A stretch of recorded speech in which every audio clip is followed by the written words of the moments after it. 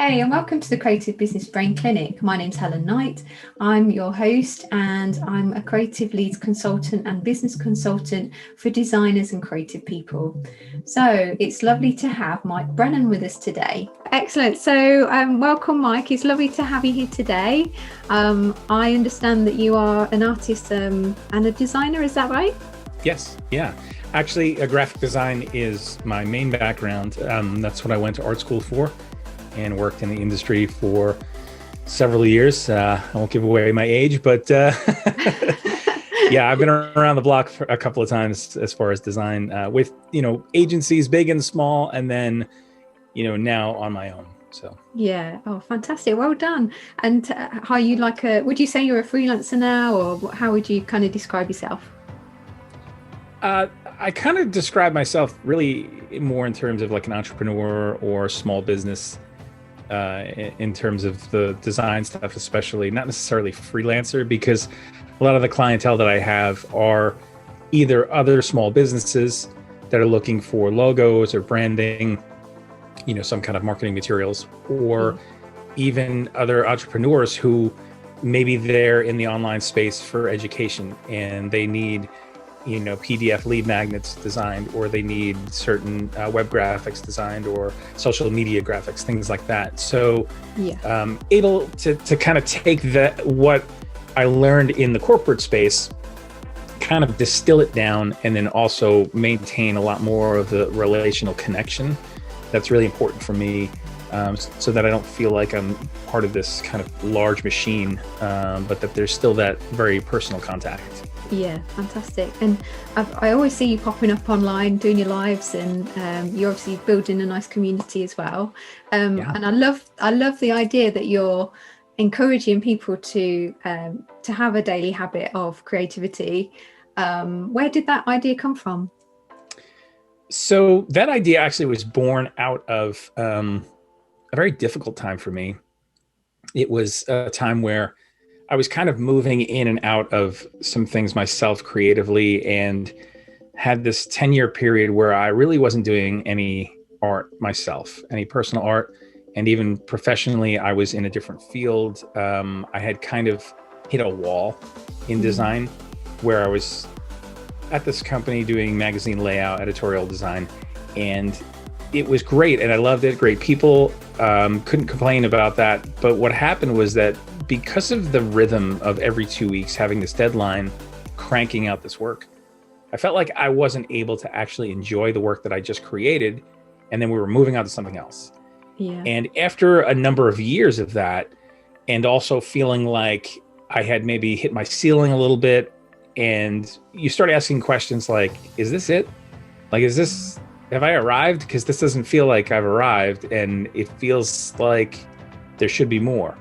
And so I started questioning a lot of that kind of stuff. And like I said, then I kind of switched careers and fields and spent 10 years where I wasn't really doing anything much creative in that regard. And I didn't realize the importance of maintaining that even personally. And I think when you're wired to be creative, you have to create. Yeah, you have to find a way. And what happened is that I actually started to suffer from depression, and it really started to mess with me slowly. But then people started coming to me and saying, like, you're not yourself. And I was thinking to myself, like, I don't understand what you're talking about. Like, I'm high functioning, I'm doing a lot of things. I'm really busy, but I didn't realize that part of me was really taking its toll, where I wasn't creating, I wasn't engaging with that part of myself. And so, I had to kind of, again, pivot and shift out of some things, and a whole bunch of life events happened. But basically brought me to the point where it was like, okay, we're starting over. Like, we've hit rock bottom, and what is life going to look like now? And what is creativity going to look like right now? And for me, that was a moment where it felt like, I don't know if I have enough energy to show up today to give much at all, because emotionally I'm still trying to heal, and I'm trying to get some perspective, and I'm trying to figure things out. And so I remember, though, leaning into that urge to say, you need to return to your creativity for yourself.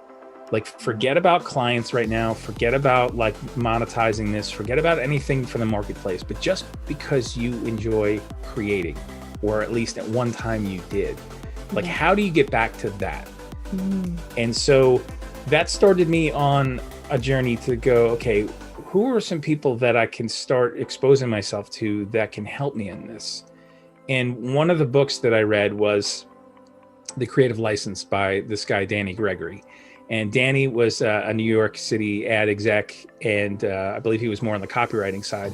But he had this wonderful practice of doing daily art, and he created these books where it was really like visual journaling almost. And it was really amazing. And in this book, he talked about a couple of things that really struck me. One was a 5 or 10 minute drawing is better than no drawing at all.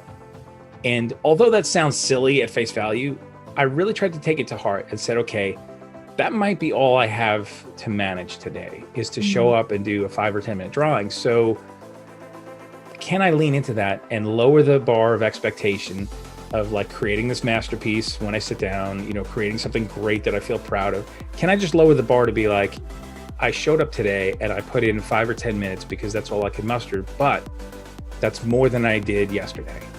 And so in this book, he also talked about this whole idea of a 365-day art making journey. Some people have done, you know, a lot of projects around those in the past, and I've seen them online.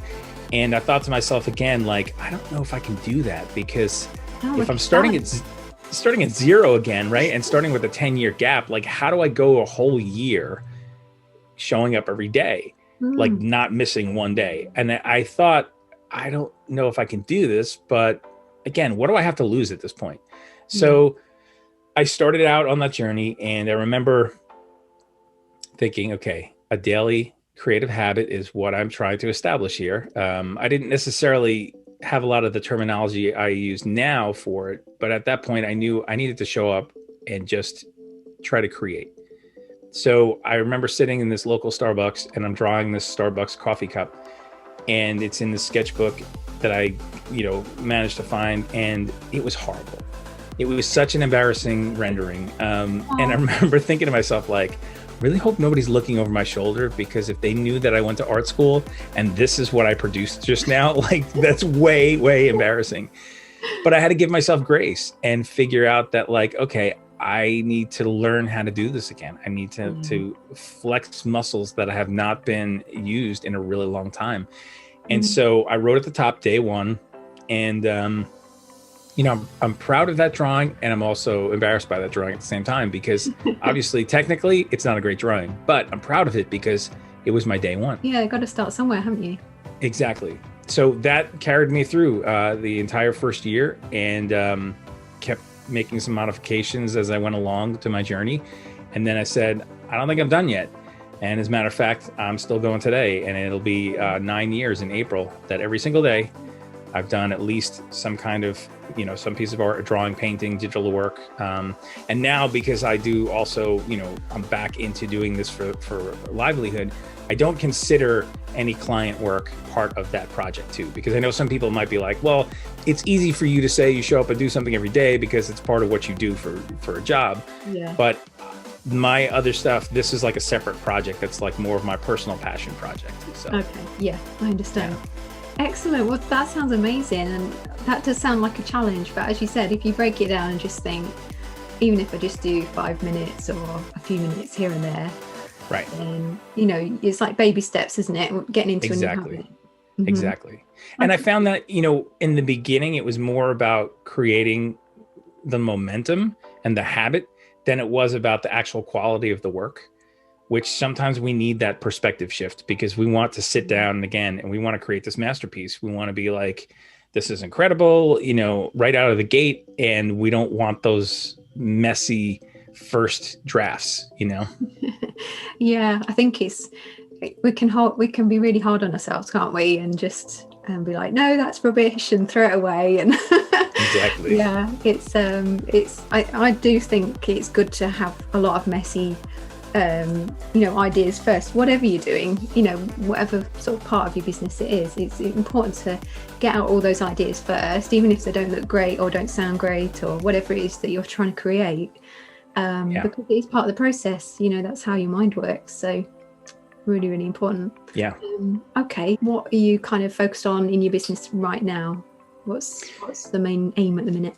Yeah, so I have taken the approach of multiple streams of income. I believe that really, I think all creatives should adopt that mentality, because it's really easy to get focused on one thing. And then I've seen people over the years where they just kind of bury themselves in their work, and either an industry changes or there's some kind of pivot, and they haven't necessarily been keeping up with adapting. And suddenly they're left behind, or like a whole industry is wiped out, or some other massive change. And then all of a sudden they're playing catch up. They're trying to react instead of being in the moment of thinking, how can I make sure that I have multiple areas that are still feeding my income? And so that's the way I really try to divide it up, for two reasons. One, monetarily, I think that's a smart thing to do, to kind of diversify a little bit so that you're not depending on one source, like I said, in case that source goes away. But the other is, I have a lot of different interests as well.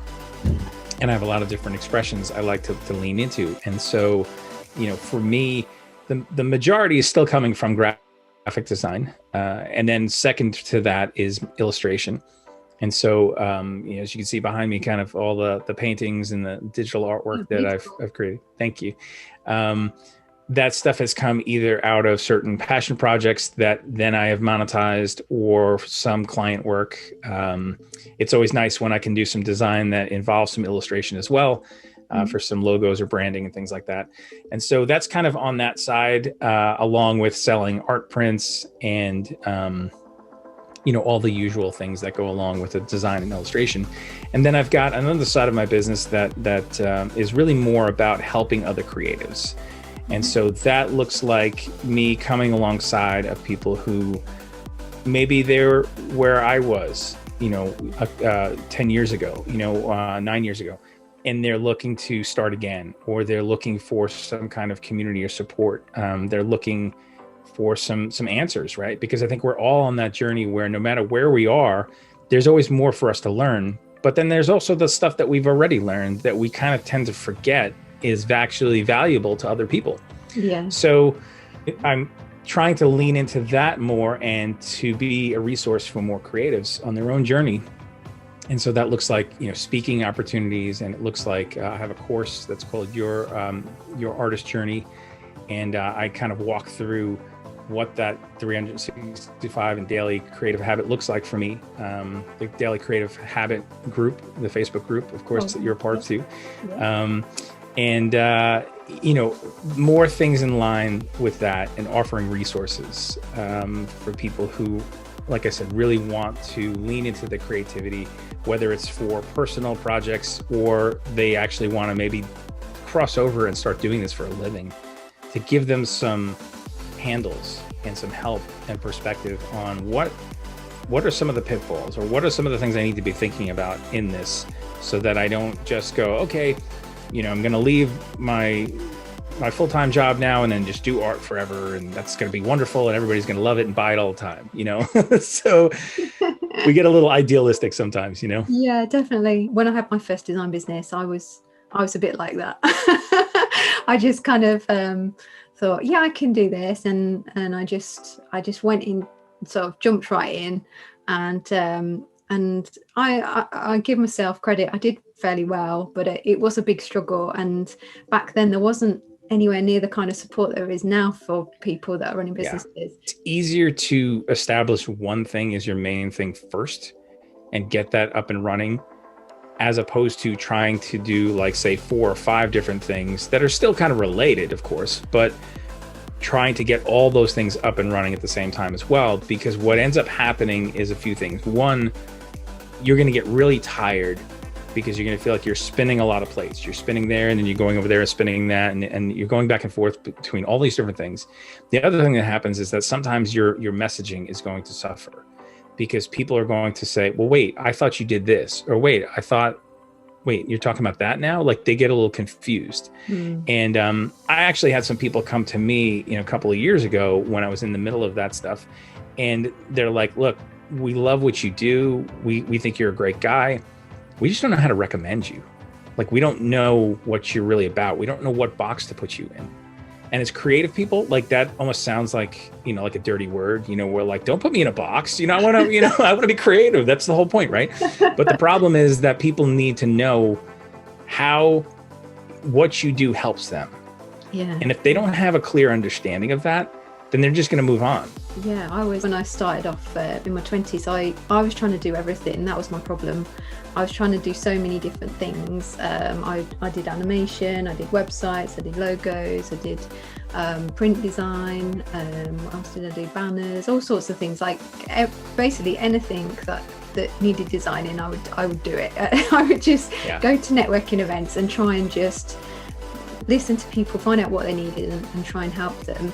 But I was spreading myself really too thin, and trying to be an expert in everything. And I wish I'd just narrowed down exactly like the type of design I wanted to do. I wish I'd narrowed down the type of person I wanted to help, the exact problem I was solving. I didn't understand any of that back then, and I even had a business coach, and I still didn't get that kind of information. So it was a struggle for many years, but now we all live and learn, don't we? And I've learned so much along the way, and like you, I was sort of in and out of doing design for quite a few years. So I've done lots of other things as well, but I think you're right, you do miss it when it's not there. I went for quite a while without doing any drawing or anything, and when I was younger, that's all I would do. I loved drawing and I loved illustration, and if you'd asked me like when I was 10 what I wanted to be, I would have said an illustrator. That was it. I loved it that much. So but yeah, I think things can change over the years, but I think we all go on a journey for a reason. I think like you, I think I'm meant to be helping people, definitely. So yeah, it's all been worth its while. Yeah, I think there's something to be said about, like, for me, even if I go through something that's terrible, or I'm like, I don't really know what to do with this is something I would not choose. It's a trial, it's a struggle. If I can come through the other side and figure out how to leverage that so that it's redeemed for somebody else to help them, then I feel like, okay, at least it has some kind of worth. Yeah. It wasn't just this terrible thing that I experienced and then, oh well, maybe I learned a couple of lessons, but that's about it.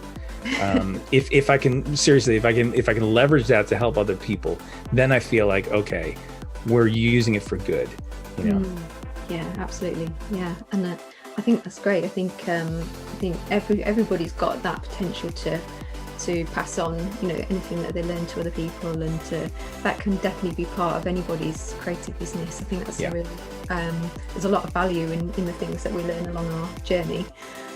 So yeah, that's great. Do you feel like at the minute then that your business at the moment, where do you feel the sort of the main things that you feel that are working really well? Right. Okay. So I've maintained, like I said, my daily creative habit as far as my own personal projects. I really do believe, and every chance I get to talk to someone who, even especially if they're a professional creative, I hear a lot like, I'm creating all day long and it's for other people. Mm. When I get home, I don't have the energy or the ability to create for myself. Maybe if I have time on a weekend, or some extended time off or something, or I have some kind of real inspiration strike, then maybe I'll dig out my supplies and do something, right? But the problem is that what ends up happening a lot of times, and this isn't necessarily for everybody, but a lot of times I've seen this, people start to feel like there's more that I want to say and do than what I can contain in my client work. Like, your client work is not the appropriate place for you to go, I want to express myself like this. This is the statement I want to make, or this is what I believe, or this is what that's not the right forum for that. There may be times when things align and you're able to do certain things like that more, but by and large, you need an area where you can pour yourself out. And it's not touched by clients, and it's not touched by committees or budgets or things like that, where you can just simply create for the joy of creating because you want to. And that will do wonders for your client work and other areas of your life as well. Because when you're engaged with that part of yourself, all of a sudden something starts to come alive again. Something starts to bring a lot of joy and a lot of excitement and passion to some things. And through that process, sometimes clarity. Sometimes you may have an idea come in while you're working on your private thing that may actually affect what you're doing professionally. And, we can't kind of separate all this stuff. We don't put those things in boxes and say, well, this stuff doesn't touch that stuff. We're a complete person and it all overlaps. So I would say, number one, make sure that you have some kind of personal project that you're working on or ongoing engagement of your own art and creativity, whatever that looks like. Because I think we need that as people. The other thing I would say is it's really important to continue to meet new people, continue to get out there. And even if you're somebody who's introverted, I completely understand that may be more difficult, but I think you may need to apply your creativity in such a way that you figure out how to do that, how to show up in a way that works for you, but that you're still engaging with people, still meeting new people, getting ideas, getting exposed to new methods and techniques and people doing amazing work. Because, when I was working in a lot of these positions where I was on staff, I was in a cubicle someplace. I was tucked away in a company, and there was a whole big world that was going on out there that I had no idea people existed in. And once I finally got the chance to actually be out there and be meeting some people, because I had to, right? Because I was looking for people to serve. I was looking for people to connect with.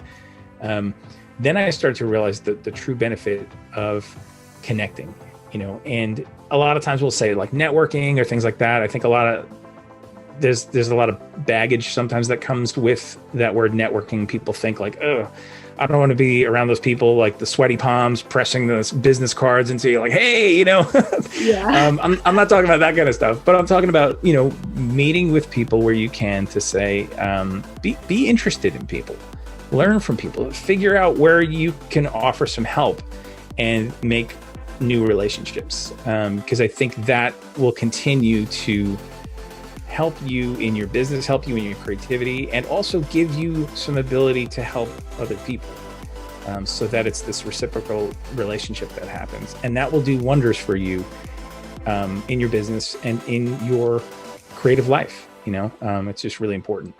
Yeah, definitely. I think it's really common that a lot of designers or artists kind of shut themselves away from the world. It's really, I've seen it a lot, and I know I've done it myself in the past. Yeah. So yeah, it's you kind of get all consumed by it all, don't you? And you kind of get lost in a different world. And yeah, it's really important to talk to people, and especially now with what's going on in the world, it's a lot of people can get isolated, and it's so important to reach out and be part of some kind of community and make sure that you are, I guess, mixing with similar people that have the same interests, the same kind of values, and it's a much healthier way of life as well. Yeah, absolutely. Yeah, cool. So I know you're online and you're doing really well in your business at the minute. Is there I don't know whether you need any help with anything, or is there anything that you feel that you're struggling with right now? Well, I'm definitely in a bunch of different groups that are more business related and more entrepreneurial in spirit, and so I've had to learn a lot of that just on the fly. I didn't have exposure to that stuff. They don't teach you that stuff in art school, or at least they didn't when I was there. It was more about technique. It was more about your skill and your talent, and ideas, right? Concepts. But as far as like, hey, here's how you actually set up a business and work with budgets and do your own marketing and promotion and, like all of that kind of stuff. That's come by just diving in and going, okay, I know I need to figure this out because this comes with the territory. So let's, again, surround myself with some people who are doing some stuff that I think I can learn from, and being in groups where I can share and say, this is what's going on with me right now. Here's what I'm working on. Here's what I'm trying to build or scale, or here's what isn't working. Here's where I need to pivot. Sometimes with having multiple interests and expressions, it still is a struggle to say, okay, well, what is it that's going to be my main emphasis right now? Or what is it that I'm going to be speaking about my messaging, online, again, so that I'm not changing the channel too often and confusing people. And so even like maybe 2 years ago, I was doing a lot more pet portraits and some other types of art. And I decided that I was doing a lot of this along with the other things I was doing. And I said, I need to take a break on that. I need to kind of press pause and really assess, is this something that I feel like I really want to do more of? Like, what would happen if tomorrow this thing blew up and all of a sudden that was the main thing that I could do? And I just had so much work regarding that.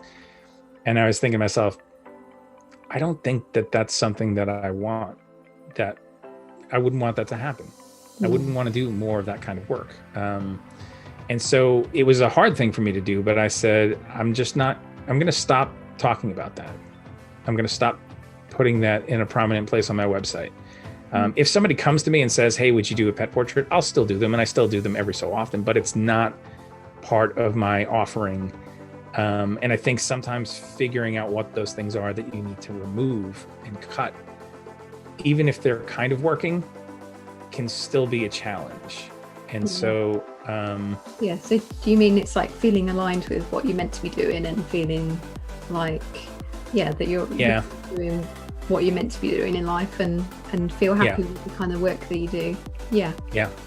And I think for right now, like the present, I have challenges of, okay, so I would like to be doing more things that are helping more creatives, right? Like I talked about that other part of my business. That's not the part of my business right now that's making a lot of money. I'm making a lot of connections, and I'm setting things up so that I can move into some more things. But the other side of my business, the design and illustration portion, is really the thing that's funding a lot more of that stuff.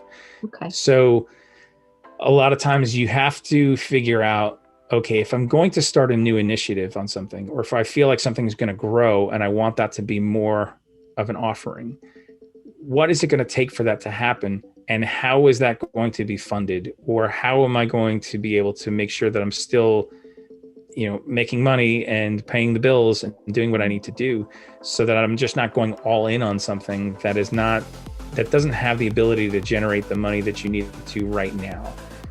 It may be a slower build, or it may be something that is, I hate to use this word, but like a funnel to something else, because sometimes, again, we can have bad baggage around certain words and start to feel like everybody's getting all marketing speak on us. But, at the end of the day, it is business, and it is, trying to create things that help people, regardless of if that's graphics or if that's a system and a process to help somebody, or sharing experiences.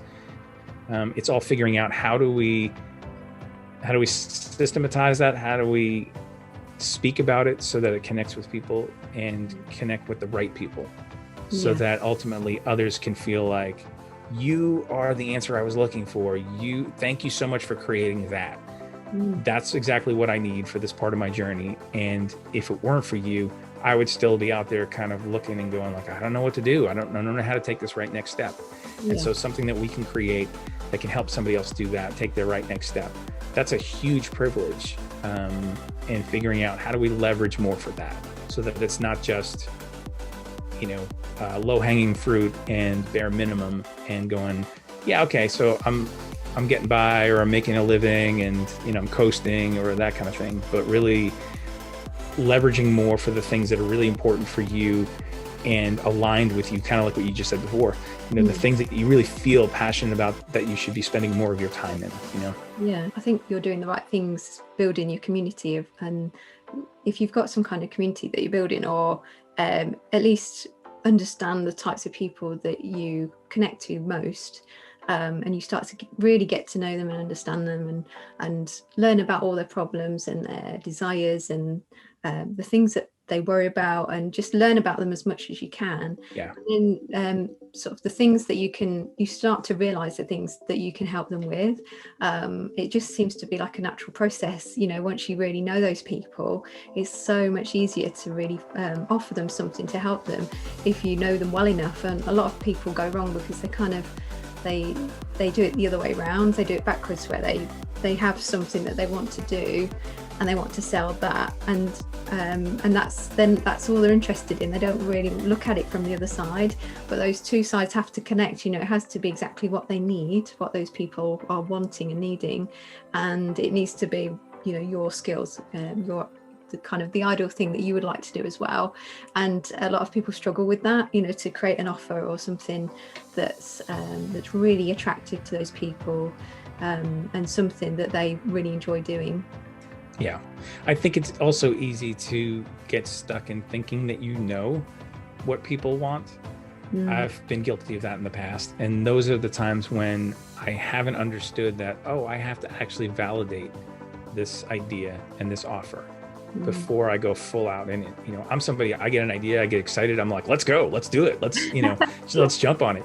And so my struggle is, okay, yes, but let's do a little bit of research. And like me, the other part of me is like, research, ew, that sounds so gross. It's, that's not creative. That's not, that's not fun.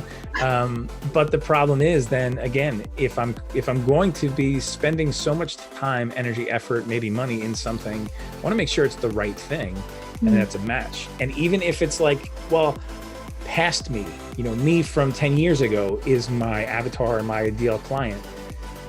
There's so much stuff that a lot of times we're too close to ourselves and we don't see things the way we really need to see them. And so by removing ourselves from the situation, finding people, real people that we can have conversation with and find out what are the needs there? What are the struggle points? Oh, okay, this does align with what I thought, or this goes, there's something here that's completely different than what I was thinking. And this actually aligns better with my experiences and what I can help them with. Unless you're in those conversations, unless you're understanding people, being interested in people, that stuff's not going to happen on its own. It's not going to happen in a vacuum. Yeah, I totally agree. And I think the more conversations you have with people, the better. And to come across just in a way of giving value as much as you can. That's kind of the way I approach talking to anyone, really. Just always lead with value. I believe that so much. It's all, trying to take yourself out of it, like you said, that's really key. Just focus on them, focus on what they want, what they need. And often, what they want sometimes isn't what they need, but you have to listen and you have to learn from what they tell you and their perspective and their beliefs and how they see things in their shoes. It's really, really important. Then you can easily create things that they will kind of really snap your hand off for, things that are like irresistible offers, because you'll really know them so well that you'll know what they're thinking, you'll know what they're feeling, and you'll be able to create something that helps them in those key steps that you mentioned, on that journey. It's really, really important. So I think you're doing the right thing. I think you're getting to know people, which is great. I think once you do get a feeling of something that people might want, it's like you say, just test it first. And even if you don't really enjoy doing research, I think you are doing research, but you probably don't realise you're doing it. If you're talking to people, if you're asking questions in your groups and things like that, that is research. You are doing that market research, which is great. I think that's really, really key. And I test things every week. I'm always asking things on my page. Because I talk to a lot of people my page is very active because I'm always talking to people. And so if you can talk to the types of people you want to help on a regular basis, they will give you that feedback that you need. And you'll always know if you've got the right offer, if you're talking about something that's they're really passionate about, if you're talking about something that they really, they really want help with. And you can test it in lots of different ways. You can test it just by a simple post and asking them, "Oh, would you like this?" I've done that. I've done that many times, and usually you know straight away whether you've got something or not.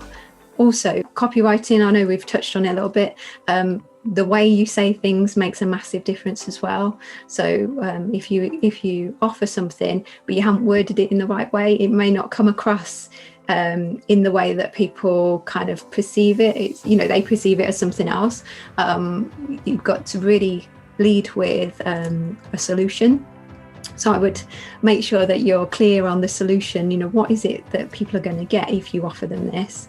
Because if they can't really see the solution, if it's too vague, if you're explaining something and you're saying, "Oh, would you like this?" but it doesn't really tell them exactly what they get, then that doesn't help them kind of go, "Oh yeah, that's what I want." Right. Yeah, so that's really key.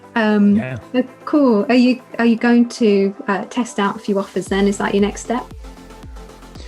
Yeah, there's a few things that I'm doing that I'm going to be testing out, and some of the things that I've been testing over the past couple of months, more so in terms of like creating some digital assets on the design side.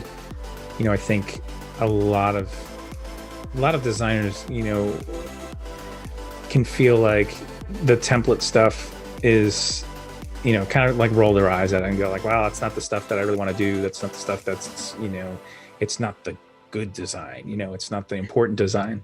But I think if it continues to solve a problem for somebody and it's something that you can do and apply your skill to, why not create some resources for people? And maybe it can even introduce you to some people who might not be able to afford you for a complete custom solution, but you just might start a conversation with somebody with some template things that could turn into, if you stay top of mind with that person, maybe when they're ready and they do need something custom, then they can come to you for something larger. So I think diversifying your offering, even in design stuff, is really important, so that it's not just all thinking like important design things that are going to win awards and be somehow in that caliber.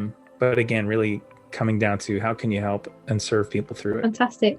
Well, it's been lovely hearing from you and your journey and everything so far. It sounds like you're doing amazing, and I'm obviously always here if you do want an ear to bounce any ideas off, anything like that. I'm happy to chat to you anytime.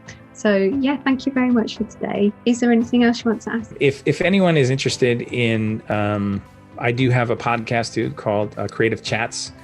And as we were talking about before, just that sense of community where so often we put our heads down and we go into that creative cave because that's what the work requires. But too many times we stay in that cave even when we're not doing that work anymore.